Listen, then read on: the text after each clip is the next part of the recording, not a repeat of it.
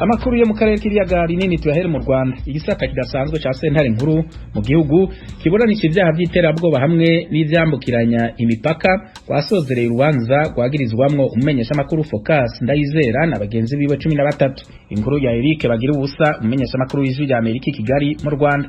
N'urubanza ruba hifashishijwe ikoranabuhanga rya video conference mu mugambi wo kwirinda icyorezo COVID-19. Umucamanza kuri inteko iburanisha yatangiye yibutsa uko imiburanire yagenze mu iburanisha riheruka, yibukije ko ababuranyi bombi bari bamenyeshejwe ko ari urubanza rwerekeza ku musozo kandi ko ubushinjacyaha bwasabwe gukora umwanzuro wa nyuma ku byo bwavuze bukabishyira mu nyandiko n'uruhande baburana rukabibonaho. Umunyamakuru Focus Ndayizera wahawe ijambo yabwiye urukiko ko ashingiye ku by'ubushinjacyaha buheruka gusobanura bubarega mu nyandiko ikubiyemo ikirego yateshejwe agaciro mu ngingo zayo zose n'umushinjacyaha ubwe. Avuga ko yaje gushyikirizwa indi nyandiko nayo iteshwa agaciro ku mpuzandengo ya 70%, aho urukiko rwahise rubaza umunyamakuru Ndayizera watesheje agaciro ikirego cy'ubushinjacyaha asobanura ko ubushinjacyaha bwagaragaje ukwivuguruza mu gihe bwahindaguraga inyito z'ibyaha. Yavuze ko ibyaha ubushinjacyaha bumurega harimo n'ibyo butakoreye iperereza, harimo ndetse ngo n'ibidafite inyito. Ati sinigeze ncura umugambi nta nubwo nigeze mbikitso. Yasabye ko urukiko rutagombye kubiha ishingiro rukamugira umwere. Maître Ntare wunganira Focus Ndayizera yabwiye umucamanza ko mwiburanisha riheruka mu mpera z'umwaka ushize 2020 urukiko rwari rwabemereye ko ruzabafasha bakabonana nabo bunganira kugira ngo babashe gutegura neza iburanisha rya none. Kubera icyorezo COVID-19 ariko ntibyashobotse, ari nayo mpamvu Maître Ntare asobanura ko byagize ingaruka ku bunganira. Avuga ko aricyo cyateye Ndayizera kuburana asa n'uhuzagurika asubira mu byavuzwe mu maburanisha yabanje. Ku cyaha cyo gucura umugambi wo kugira nawo ubutegetsi buriho mu Rwanda, uyu munyamategeko avuga ko ubushinjacyaha bwemeza ko umugambi ari uw'ihuriro nyarwanda RNC, akibaza uburyo uwo yunganira yaza muri uwo mugambi. Ku byerekeye amajwi yumviswe mu rukiko, abaregwa basabaga ko ubushinjacyaha bwayazana bukagaragaza uburyo ari umunyamakuru Cassien Ntamuhanga. Uruhande rweregura ruvuga ko gucura umugambi ari ukujya ahantu mu nama ukicarana n'umuntu umuganira ku kibazo runaka, mu gihe ubushinjacyaha buvuga ko umugambi wacuzwe na RNC kandi Ndayizera ngo ntaho yigeze ahura n'abayoboke bayo. Avuga ko mu birego byo gushaka guturitsa intambi hakoreshejwe inziramugozi cyangwa wireless inyuma hagasobanurwa ko hari bukoreshwe insinga nabyo bitumvikana, agasanga hakwiye guhanwa uwakoze icyaha. Yasoje yanzura ko Focus Ndayizera nta cyaha yakoze kandi ko kubyo bamushinja nta bimenyetso bigaragara. Naho ku munyamategeko wunganira Bwana Karangwa uregwa ko ari we muhanga kabuhariwe mu ikoranabuhanga ryari kwifashishwa mu guturitsa intambi, avuga ko ibyaha bitatu ubushinjacyaha bumurega nta bimenyetso byigeze bigaragazwa. Avuga ko ubushinjacyaha bushingira ku bikoresho byafatiriwe mu biro bye. Yibukije ko bakunze kugaragaza ko ibyafatiriwe ari ibikoresho bisanzwe abatekinisiye bose bifashisha atari ibiturika. Yibukije ko ku cyaha cyo kuri mu mutwe w'abagizi ba nabi bari basabye ko urukiko rwagitesha agaciro. Uyu munyamategeko nawe yavuze ko uwo yunganira ntaho ahurira n'ihuriro nyarwanda RNC, nta naho ahurira na Cassien Ntamuhanga kuko ngo batanaziranye. Karangwa yari yakima avuga ko yari afite ibaruwa y'ikigo cy'igihugu cy'iterambere RDB igaragaza ibikorwa bye kuri systeme y'ikoranabuhanga mu kurinda umutekano, bityo ko bitandukanye n'iby'ubushinjacyaha bumuregesha. Umunyamategeko umwunganira akavuga ko muri rusange nta bimenyetso ubushinjacyaha bufite bushingiraho bumurega. Yanzuye ko nta mpamvu yo kumuhana kuko nta uhanirwa icyaha atakoze. Abandi bose bareganwa muri iri tsinda ry'abantu 14 havuyemo Cassien Ntamuhanga utaba mu Rwanda barasaba ko ikirego cy'ubushinjacyaha cyateshwa agaciro bakagirwa bere. Nkakwibutsa ko ubushinjacyaha bwo bwabasabiye igihano cyo gufunga ubuzima bwabo bose mu buroko. Muri rusange ubushinjacyaha burarega iri tsinda ryose ry'abantu 14 ibyaha bitatu: gucura umugambi wo kugira nawo ubutegetsi buriho cyangwa kubuhirika hakoreshejwe intambara cyangwa izindi imbaraga, gucura umugambi wo kugambana no gushishikariza abandi gukora iterabwoba, ndetse n'icyaha cyo kubikitso mu gukoresha ibinyuranyije n'amategeko ikintu giturika cyangwa ikintu gihumanya ahantu hakoreshwa na rubanda. Ubushinjacyaha buvuga ko byose bishingira ku bikorwa byo gushaka gusenya ibikorwa remezo hirya no hino mu gihugu. Ibigega by'ibikomoka kuri peteroli bikozwe n'iri tsinda burega ko ryagombaga guturitsa ibisasu. Umucamanza yatangaje ko icyemezo cya nyuma kizafatwa ku itariki 6 z'ukwezi kwa gatanu uyu mwaka 2021. Bagira usajwi rya Amerika Nyanza mu majyepfo y'u Rwanda. Tugushimire Eric kuri iyo nkuru. Mu Rwanda kandi umugambi waguma mu rugo wari umaze indwi zitatu ushizwe mu ngiro mu gisagara cya Kigali wavanyweho. Mugenzi wacu Asumta Kaboyi aratubwira ababa mu gisagara cya Kigali ukugene bakiriye umugambi ukongera gusubira mu mirimo yabo. Mu by'ukuri nshimishijwe n'uburyo dusohotse muri guma mu rugo bitewe n'uko iki cyorezo cyari kiduhangayikishije cyane, n'ingaruka zitubayeho akenshi nitwe twaziteye kubwo kwitwara nabi bitewe n'ingamba leta yashyizeho ntitwazikurikiza, mu buryo batubwiye kwambara agapfukamunwa, gutera metero ibyo ntabwo twabikoze, bamwe bariraye abandi babikora nabi ntibabikurikiza. Ibyo bitubera ingaruka, bamwe barabuze uburyo babonana n'ababyeyi babo, kandi abenshi bamwe babadepanaga nk'umukecuru bari mu rugo nta kintu yishoboje. Ubwo rero ni ibintu byari biduhangayikishije cyane. Byakiriye neza kubera abantu bari gusohoka, bari kugenda, kubera abantu badasohoka ibintu byose byarahombye. Narinze amakuru y'iwacu none ubu ngiye kuyamenya. Twishimye cyane, ubu ibintu byari byaradindiye, abacuruzi bari guhomba, umva twishimye cyane pe. Gusa nyine natwe tw'abanyeshuri turabaye, ariko natwe wenda dufite icyizere ko wenda natwe bazadufungurira. Gusa nibi bitwereka ko natwe tuzafungurirwa. Bitewe n'uko yiguma mu rugo yari duhangayikishije cyane, umuntu atabona uburyo ashakisha ubuzima. Ariko ubu tugize amahirwe, noneho ni ikintu kitubereye amasomo, tugomba kwikosora tugakurikira amabwiriza leta yaduhaye, ingamba yashyizeho tukazikurikiza, twambara agapfukamunwa. Ibyo bizatuma biturinda gusubira muri guma mu rugo. Naho mze kuba ntarabonye uburyo nshakisha ubuzima, urumva bitewe n'uko nta kwinyagambura twari dufite, ibyo ngibyo byatumye. Ariko ubwo noneho tugize ubwisanzure, mu by'ukuri turishimye cyane. Dukwiye kwirinda kandi tureba n'umuntu udakurikije amabwiriza, tumwibutsa mu buryo kwambara agapfukamunwa.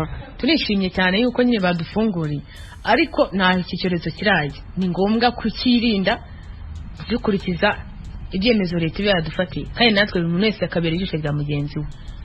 Twabyakiriye neza, byatushimishije kuko kongera kubona urujya n'uruza rw'abantu batambuka ni ibintu bishimishije. Twumvaga ubuzima busa n'ubwahagaze, nta mamoto agenda, ariko kuri ubu ubuzima bwagarutse muri Kigali. Hari ingaruka byabagezeho kwicara mu rugo cyane nko mu mibanire y'abantu, ugasanga niba ari umugabo n'umugore, usanga noneho barabonana amasaha menshi, ugasanga twa tubazo ntitubura. Izo ni imwe mu ngaruka byatugezeho. Ku bijyanye n'ibyo kurya, noneho byari ibibazo. Nkeka ko iyo badafungura noneho byari kuba ibindi. Inzara ntabwo yari yifashe neza. Leta yatanze ibiryo, ariko kumenya bitarageze ku bantu bose. Byageze kuri bamwe, si bose ko nk'abari basigaye bakora bo ntacyo babonye. Tugushimire Assumpta. Tubandanize mu Rwanda, aho umwungere wa Ecclesia Katolika Papa Francisco mu mpera z'indwi irangiye yatangaje ko yahaye diocese ya Cyangugu mu Rwanda umwepiskopi mushasha. Uwo ni Padiri Edouard Sinayobye, yari umuyobozi wa seminari nkuru iri Nyumba mu ntara y'ubumanuko bw'igihugu. Yavuganye na mugenzi wacu Venuste Nshimiyimana, abanza kumubwira uko yiteguriye kurangiza imirimo yashinzwe. Niteguye kumvira Imana ikadutuma, niteguye cyane gufatanya n'abakristu bose bo mu byiciro byose, cyane cyane ababereye ku basaseredoti ba diocese. Umurimo w'ikindurabuke tuzafatanya, abihaye Imana baho n'abakristu bose muri rusange, gufatanya kugira ngo ingoma y'Imana ikure, ishinga imizi cyane cyane mu mitima y'abakristu ba diocese. Musenyeri, abantu babazi cyane mu bitabo byinshi mwanditse birebana na Kibeho ntagatifu n'umubyeyi Bikira Mariya. Mbese muzakomeza iyo nzira yo kwigisha Bikira Mariya ndetse no kujya mu bigo mugerageza gufasha abantu kumenya Imana no kuganira nayo? Imana izamfasha n'abakristo bazansabira kugira ngo mbibashe, ariko ndumva nzagerageza kwegera abakristo uko nzabishobora kose, kubegera aho bari hose, ukomeje ku mubyeyi Bikira Mariya, Kiliziya Yezu Kristo yakiriye Bikira Mariya nk'umubyeyi wayo ku musaraba. Nta mwihariko wundi mfite ku giti cyanjye, ndi umwana wa Kiliziya, ndi umwana wa Bikira Mariya. Bikira Mariya yaje kubitwibutsa Kibeho. Birumvikana ko umugisha wa Kibeho, umugisha w'umubyeyi Bikira Mariya, twese tuwakirana yombi. Nanjye rero ndi kumwe n'imbaga nyinshi y'abakristo ku isi yose, yakiriye umugisha kandi numva nifuza ko abantu bose bawakira. mugiye guhabwa inkoni y'ubushumba bwa diyosezi ya Cyangugu mu gihe u Rwanda kimwe n'ibindi bihugu ku isi byugarijwe n'icyorezo cya COVID-19. Abakristu ba diyosezi ya Cyangugu muzabahumuriza mute muri bino bihe bikomeye? Cyambere navuga ni ugukurikiza amabwiriza duhabwa n'igihugu yo gukurikiza amabwiriza duhabwa kwirinda coronavirus bivuye ku mutima rwose, gushyira agapfukamunwa, kwambara agapfukamunwa neza, guhana intera ya ngombwa, kwirinda aho abantu bateraniye kwirinda kwambara agapfukamunwa neza, kwirinda ingendo zitari ngombwa, kwirinda kuramukanya, ndetse ibintu byose coronavirus ishobora aho ishobora guca yanduza abantu. Iki ni cyo cya mbere. Ikindi numva tukigirwa n'ivangi gufatanya mu buryo bwo rwose mu mibereho. Ndashaka kuvuga abakene, abadafite ibyangombwa, abadafite inkongi y'imiti, hakabaho kunganira abayobozi. Imana ifashije natwe tukabigiramo uruhare, dushobora gukora byose, ariko nyagasani wazutse, Kristo wazutse akazatubera koko izuba, umucyo mu minsi myiza twizera iri imbere. Mbese mwabonye akanya ko gutekereza ku ntego izaranga imikorere yanyu? Akanya gato bampaye narabitekereje. Ni intego yoroshye kuyivuga, ariko numva mu mutima wanjye zikamisaba Imana kumufasha kandi no gufasha abo tuzaba turi kumwe n'urwo rugendo rwa diyosezi ya Cyangugu.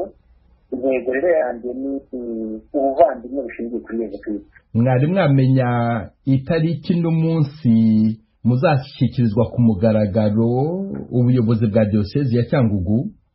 Ntabwo ndabimenya, bazabimbwira wenda mu minsi imbere.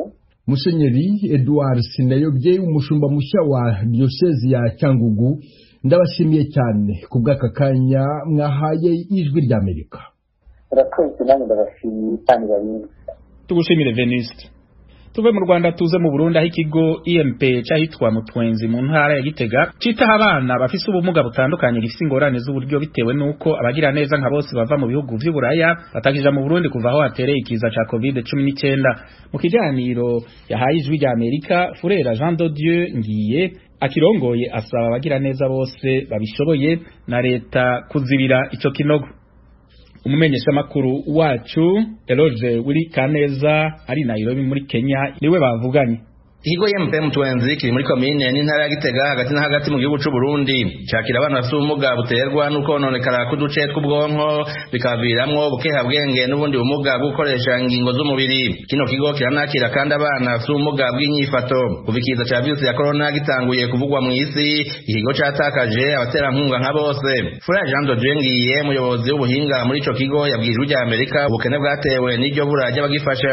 Ico kiza caratugiriye ingaruka zikomeye cyane, kuko nk'imfashanyo twahora turonka muri kino kigo biturutse kubaza hano muri kino kigo, arabaje kudufasha, abaje nko kutwigisha, ari abaje kugira ngo dukorane ari mu vyerekeye vy'ubuhinga, kuvura, ukurera, dukoresha ubuhinga ku buryo dukenera, kandi no gukorana n'abadufasha baba benshi cyane, benshi bava mu bihugu vya Buraya nko mu Butaliyana, mu Bufaransa, mu Bubiligi. Abo benshi ubwo buryo bwarabuze bwaba kandi uburyo bwaca ku bavyeyi nyene buzaca muri kino kigo mu kurira abo bana, ivyo ntibigishoboka. Hari imfashanyo y'ubuhinga twarayibuze cyane, twakorana akaza nk'abo mu gihugu c'Ubufaransa abo twita ishirahamwe rifasha mu byo kuvura mu gihugu c'Ubufaransa ryitwa CEZET, yadufasha cyane mu kurondera inyigisho, bakatwigisha kandi bakaca turonderera n'imfashanyo ijanye mu ivyo bikoresho kugira dushobore gushira mu ngiro ivyo vyigwa twaronse, bakaduha uburyo bwo gukoresha ubuhinga tw'ibikoresho dukoresha muri nyunganira ubuvuzi canke nyunganira ngingo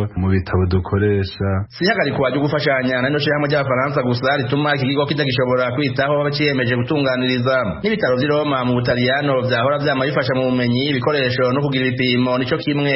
Abahinga n'abaganga bavyo baheruka guhonyoza ikirenge ku mutwenzi imbere yuko COVID-19 itangura kuvugwa.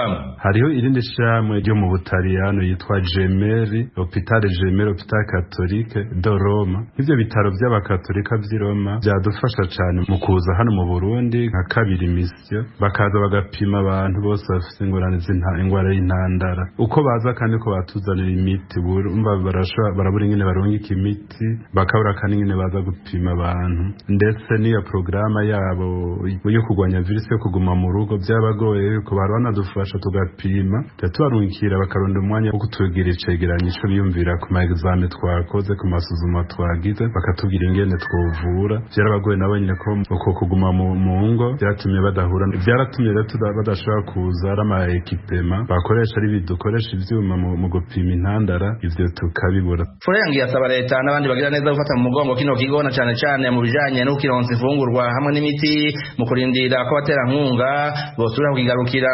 Turagira ingorane cane yo gufungurira abana kuko abo bantu benshi barabaza bakadufasha mu buryo bw'amahera, ubwo buryo ntabwo tugifise kandi abahora bafashe imiryango kugira nabo nyene basahirize kino kigo. Abana benshi ubu dufise nta mikoro bagifise, turasaba cane gose ko leta yadufasha ibintu vy'ifungurwa cane, bodufasha mu bintu vy'imiti bakoze cane abandi bantu bose bagira neza boshobora kunganira kandi na leta boheza kutwunganira mu bijanye n'ibifungurwa kuko niho hakora amagara ntamegwa aramigwa kandi nubwo umuntu amugaye araguma ashaka gufungura mbere ivyo birashobora kumufasha cane kuko hari n'abana baba bafite ingorane yo gufungura nuko tworonka n'ibifungurwa biri variye bitandukanye kuko harimo abana benshi bafite n'ubumuga bwo gufungura nabi n'ururiro rwabo rumeze neza. Ikigo IMP cyo ku Mutwenzi bugifise abana bagera ku 120 ariko abantu cakira buri munsi ruhande y'abakozi baco ni benshi bitewe n'ubumuga. Hari umwana usanga yitabwaho n'abantu barenga babiri kugira ngo bashobore kuvyuka afungure yongera agende. Turasaba kandi abitura kino kigo baturuka mu ntara 18 zigize Burundi iyo baje bakigana nka bose kirabaraza. Ibigo cyo kimwe n'izitaho abageze mu zabukuru leta ibironsa buri mwaka ibahashingana n'ibihumbi 900 mu mafaranga y'amarundi, ariko kubera ibiciro by'ibintu vya ngombwa bidasiba kuduga ku mwaka utashe abatwara bino bigo bemeza ko aya mafaranga atanabashoboza kuriha fagitire z'amazi n'umuyaga nkuba mu kiringo c'umwaka bagasaba ko ubu buryo bwo kongerezwa. Eloge buri kaneza, Ijwi rya Amerika. Urakoze Eloge. Nshuti mwese mukunda radio Ijwi rya Amerika, ibiganiro twabateguriye muri aka kanya bigarukiye ngaha. Turashimiye bagenzi bacu bagize uruhara mu itegurwa ry'amakuru twabashikirije turi mu ngo zacu kubera ikiza ca COVID-19. Turashimiye kandi Fasil Gebeyeho yadufashije kwegeranya ibiganiro twabateguriye. Etienne Karekezi niwe yabihagarariye. Kuri mikro mwari kumwe nanje Fidel Niyongabo. Tubasezeye tubifuriza kugira ibihe byiza mubandanya kumviriza radio yanyu Ijwi rya Amerika.